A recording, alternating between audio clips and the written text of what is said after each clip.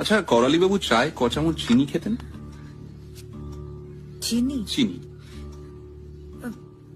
মেসোমশাই চায়ে চিনি একটু বেশি খেতেন, এই ধরুন 3-4 চামচ। বাবা, 3-4 চামচ।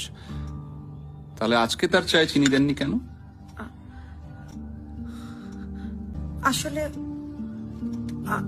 আসলে আমার শরীরটা আজকে ভালো নেই তো, তাই হয়তো। ছুঁচ কই?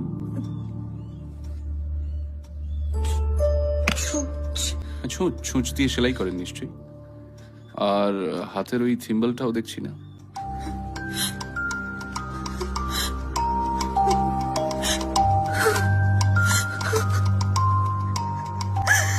আমাকে সব খুলে বললে হয়তো আপনাদের সুবিধেই হবে।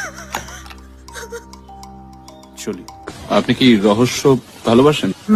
মানে ধরুন আপনার বাকি জীবনটা খুন জচ্চুরি রাহজানির কিনারায় কেটে গেল, মানে আপনার সঙ্গীর জন্যই আর কি, তাহলে কি আপনার আপত্তি থাকবে?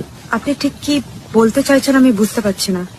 মোক্ষম সময় কবিতাগুলো আমার মনে আসে না। ও হ্যাঁ, আপনি ওই কবিতাটা শুনেছেন? ওই পথ বেঁধে দিল চলতি হাওয়ার গ্রন্থি। না না না, দাঁড়ান দাঁড়ান, হ্যাঁ, পথ বেঁধে দিল বন্ধনহীন গ্রন্থি। আমরা দুজন চলতি হবার বন্ধু। হ্যাঁ। কিন্তু হঠাৎ শেষের কবিতা কেন?